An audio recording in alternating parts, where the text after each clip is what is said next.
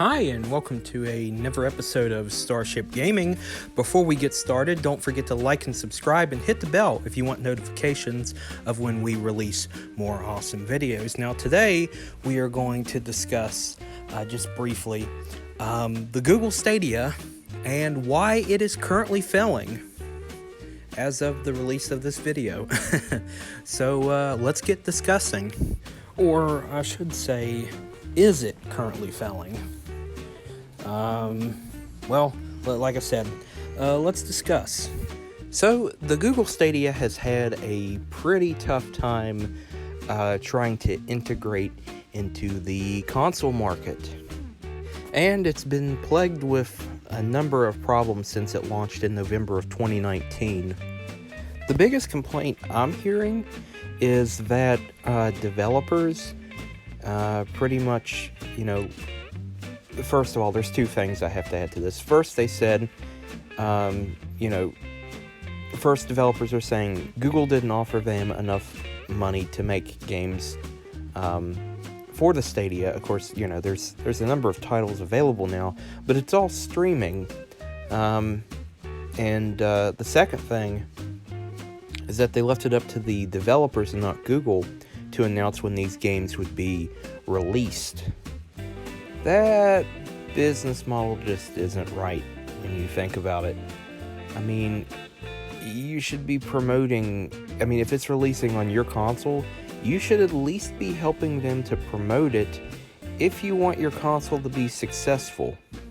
With a few exceptions, every company, Nintendo, Sony, Microsoft, they all help promote games that are being released, like I said, with an exception of a few, like indie titles or, whatever. But, Google pulling that move, it's just not going to work out unless they try something, try to turn that around really fast within the next 6 months. And, the other problem that's plaguing the Stadia is you hardly ever see it promoted. Like, developers are not promoting it. I don't see any advertisements, not online, not in commercials, anywhere about the Google Stadia. It may just be me, but I never see it promoted. Can we even call it a console? See, I think that's the biggest turnoff for people, because you can't physically own the games. It's a streaming device. And that was one of the concerns I had with the Atari VCS, which I'm not going to get into that because apparently some people have a deep hatred for Atari VCS, even though it's not out yet. And then you have some people who have a deep love of Atari VCS. So it's, on both sides there's extremes. And that's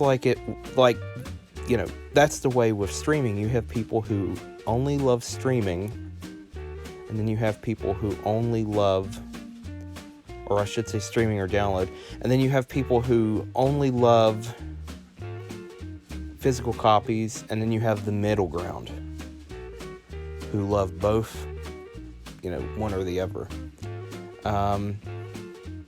And this console would go on what we would call the left side, the streaming download side of things, and I think that's what turns a lot of people off, typical gamers, because they can't physically own the game. And what's kind of sad at this point, developers are kind of scared to develop for the Stadia because they're afraid Google will just, cut it off at any time to say, hey, this didn't do so good, we're not going to make any games for it. So that's, developers don't know what to do. There probably won't be a lot of really good exclusives for it, if it keeps going. But at this point, things don't look really good for the Google Stadia. The odds are completely against it at this point. I don't personally know anyone who owns one of these. I don't own one. At first I was going to get one until I saw what it was, and then I decided I was probably never going to own one. It's just, it's basically turning into a disaster like the Ouya was. And anyone who says it's not failing really needs to look at the facts that have been presented. I mean, it is. There's no denying it. Can they turn it around?